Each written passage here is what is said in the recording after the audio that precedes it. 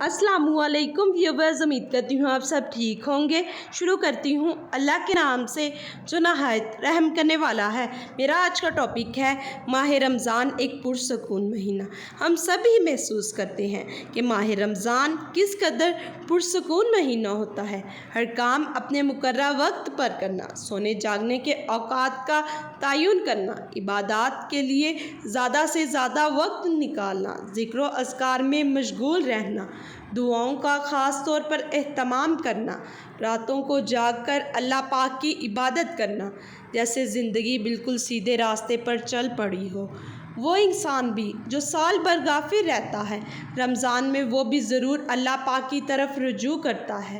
और ये इतना सुकून और इतना इत्मीनान इसलिए होता है कि हम हर तरह से अल्लाह पाक के अहकामात की पैरवी कर रहे होते हैं। हम वैसे बन जाते हैं जैसे अल्लाह पाक का हुक्म है। सोचिए, एक महीने में अल्लाह का हो जाने पर किस कदर सुकून मिलता है।